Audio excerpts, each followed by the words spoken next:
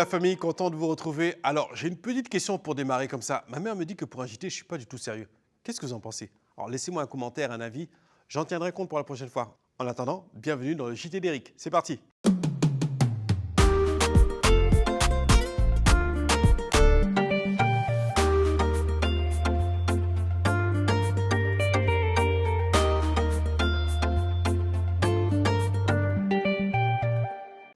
J'ai hâte de vous lire, les amis.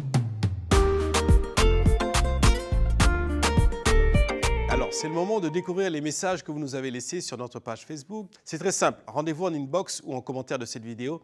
Allons-y avec la première question qui est posée par François de Yaoundé. Alors, c'est frustrant, on ne peut pas voir les films. OK. Alors, François, oui, en effet, les films sont accessibles qu'au Canada, mais c'est pour permettre aux films de pouvoir exister dans d'autres festivals et à la télévision. Prochaine question. Carl de Montréal. Quand est-ce que le palmarès sera dévoilé? Il y en a qui sont impatients, je crois. Alors, Carl, pour cela, je vous donne rendez-vous le 18 avril à partir de 14 h sur le Facebook de Vue d'Afrique pour la cérémonie de clôture. Rendez-vous, restez connectés tous, vous allez voir, ça sera génial. Troisième et dernière question posée par Pierre de Laval. Alors, Pierre se demande, je suis étudiant en cinéma et j'ai un projet à vous proposer. Alors moi, je ne pourrais pas faire grand-chose, mais le Festival Vue d'Afrique, certainement. S'il s'agit d'un film, il faut les contacter. Il faut contacter surtout la programmation.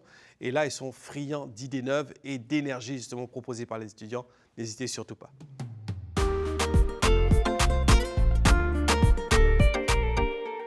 Alors, on est dans un festival numérique, ça tombe bien justement. Vous connaissez la série sénégalaise Maîtresse d'un homme marié?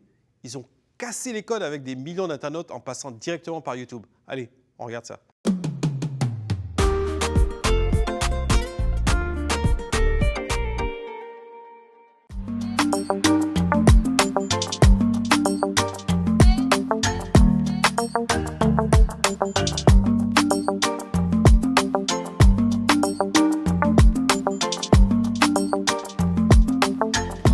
Donc, au tout début de Marodi, nous avons fait d'abord un constat. Nos consommateurs se concentraient plus sur leur chaîne YouTube pour chercher du contenu qu'à la télévision. De ce fait, l'avènement de Marodi était une demande en fait. Donc, Marodi est venu d'abord pour satisfaire un besoin. Le besoin, c'était quoi? Il fallait créer une plateforme qui peut aider les consommateurs à retrouver leur chaîne de télévision et à retrouver également leur programme sur YouTube et sur Marodi. Nous avons commencé par ça. Mais au-delà de ça, Marodi également s'est lancé dans la production de contenu de qualité.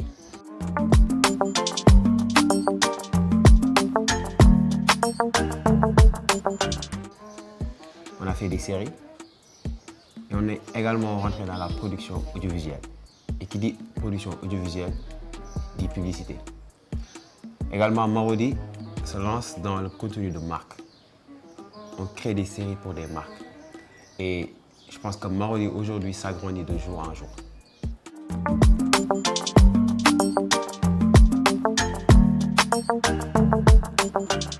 Oui, je pense que Maîtresse d'un homme marié, c'est la meilleure série africaine. Et je pense que c'est notre fierté, une grande fierté pour Marodi. Cependant, on doit reconnaître que ce n'est pas ce qu'on retient le plus. Il faut juste raconter une anecdote. Au tout début, quand on a créé Maîtresse d'un homme marié, il fallait oser parce que le nom n'était pas très adapté à tout le monde, surtout à notre culture. De ce fait, il y a eu certains annonceurs qui nous ont exigé de changer le nom, juste parce qu'ils avaient peur que ça ne soit pas assumé. Mais au-delà de ça, Maîtresse d'un homme marié est une réussite, une grande réussite qui se perpétue jusqu'à présent parce que la saison 3 est en cours. De ce fait, aujourd'hui, on peut dire que la plus grande satisfaction de Marodi, c'est Maîtresse d'un homme marié. Également, ça fait énormément plaisir quand des journaux comme le New York Times fait un article sur Marodi et sur Maîtresse d'un homme marié et que l'on voit les affiches publicitaires sur les métros des rues de Paris. Je pense que ça, c'est très grand et très fort.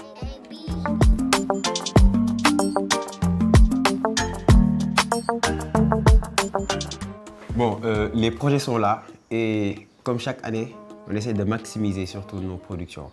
Donc actuellement, il y a des séries comme Maîtresse de nos mariés qui est en cours, mais les saisons 2 des séries qu'on connaît déjà, comme Lord de Ninkinanka, qui vont revenir, Virginie, il y a Karma, et il y a également aussi Les 4 Fantastiques. Mais on n'oublie pas également la grande série Pod et Marichou saison 5 qui revient très bientôt cette année et bien d'autres surprises. Voilà, donc merci beaucoup Eric pour cette opportunité et bon festival à tous.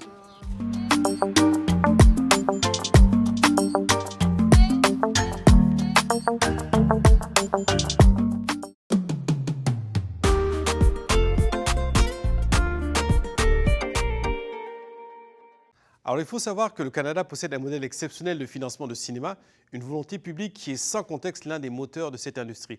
Dans ce cadre, j'ai le plaisir d'aller à la rencontre de Téléfilm Canada. On l'écoute tout de suite. Et nous sommes avec Marielle Pouplin, spécialiste du développement des affaires internationales et représentante du Canada auprès du fonds Eurimage. Merci d'être là, comment allez-vous? Très bien, merci. Alors, Très nous, on content est d'être ici.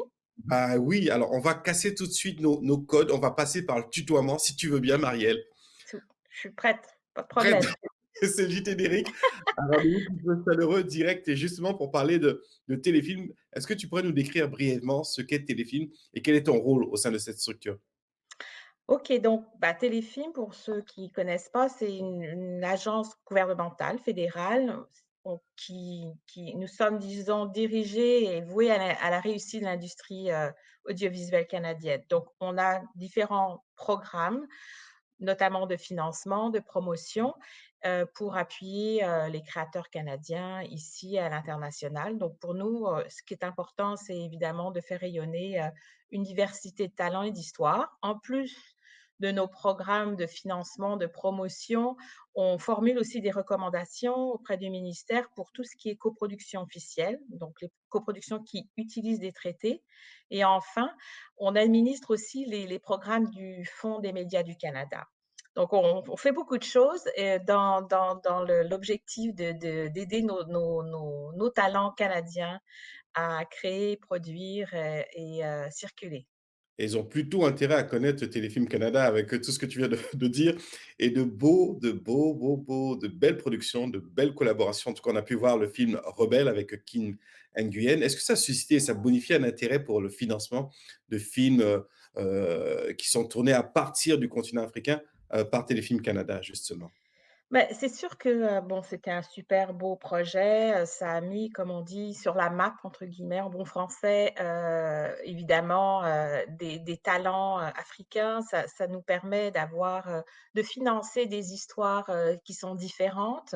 Il y a eu d'autres projets comme ça qui ont été tournés sur le continent africain, qui ont rayonné, mais celui-ci, c'est sûr qu'il était nominé aux Oscars. Bon, la comédienne Rachel a démarré une carrière internationale.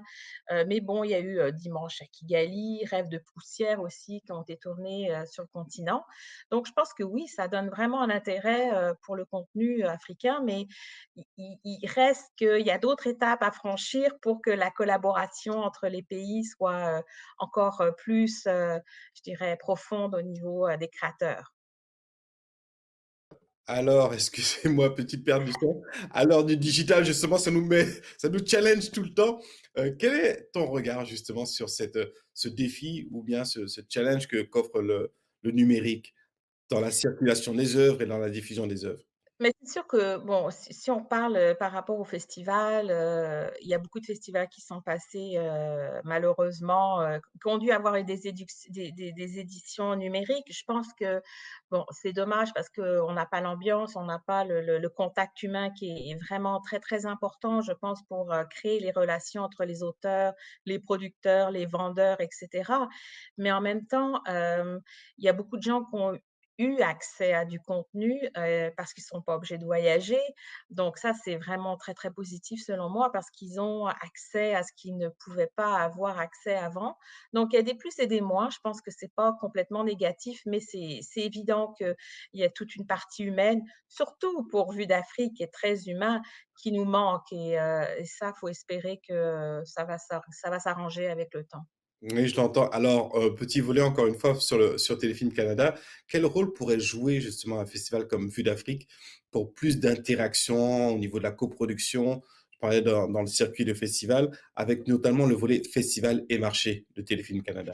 Beh, ouais, c'est ça. C'est sûr que, moi, je trouve que les festivals, c'est vraiment important pour évidemment, promouvoir, le contenu, les auteurs, mais ils ont aussi, selon moi, un rôle, en tout cas, un rôle additionnel qui est de mettre en relation, je dirais aussi le côté «business» entre guillemets, des producteurs vers les auteurs, les scénaristes, mais aussi les autres corps de métier, la musique, l'adaptation littéraire et c'est un microscope, je veux dire, vivant, qui peut générer, ces relations-là qui sont essentielles pour que le cinéma, soit vu, mais soit créé, soit fait. Donc c'est vraiment un endroit pour que les gens puissent connecter, avoir envie de travailler ensemble. Ça prend beaucoup de temps, hein, de trouver des connexions, c'est comme un mariage, il faut que ça se construise avec le temps. Bon, il y a des coups de foudre, mais quand même, ça demande à ce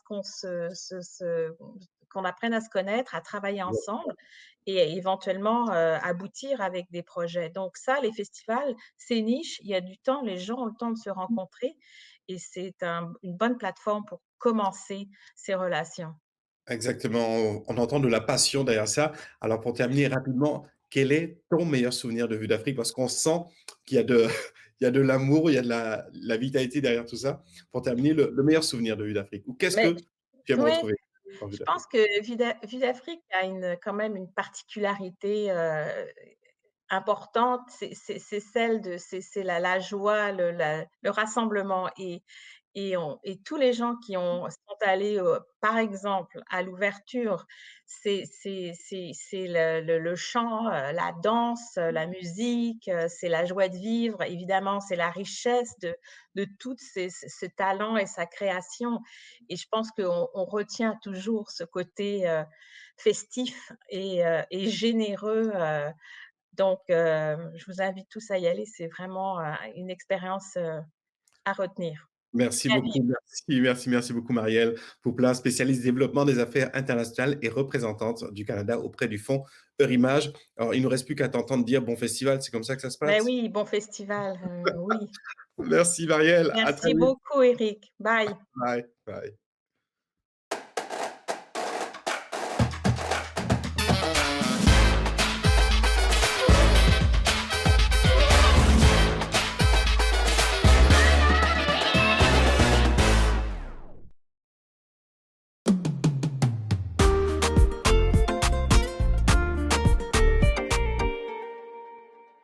Aujourd'hui, je vous présente un film inscrit dans la catégorie Agir pour l'égalité, parrainé par le Ceci, Les femmes du pavillon J. Une immersion intime et intense dans le quartier pour femmes d'un hôpital psychiatrique de Casablanca. صافي هذيك برافو عليك بغيتي ديري شي دورة ماما كنطير بحال شي عود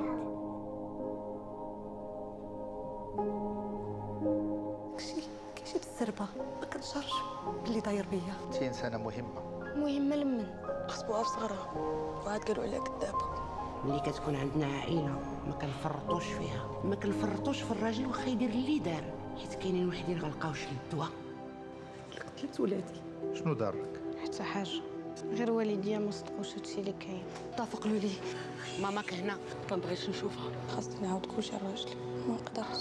علاش ما عمرك ما هضرتي معايا في هادشي حجه انا حاسه براسي ضعيفه بزاف كنت الضحيه الاولى ولكن ما عمرني قدرت نهضر كنزه كنت غتجي معنا ساعه مشغوله في التوجات ديال العرس ديالها اختك بغاتك تهضري لي على عرسها.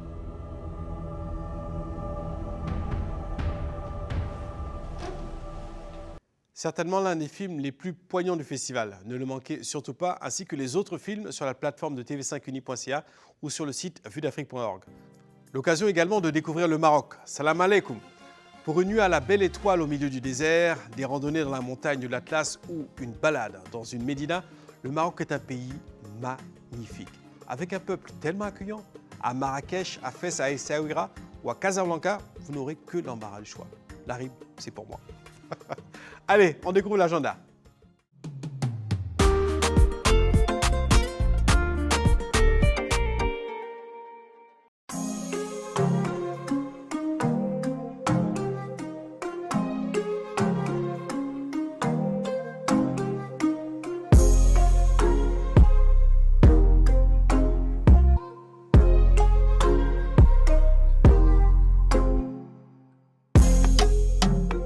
demain pour le JT d'Eric. Ne manquez pas ce rendez-vous, ça sera juste waouh.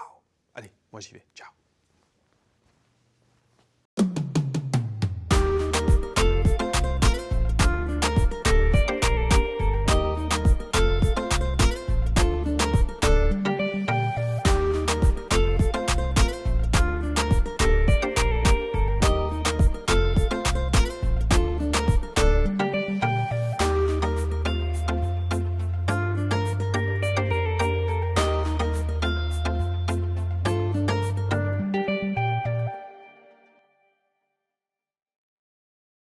Le festival Vue d'Afrique s'invite chez vous.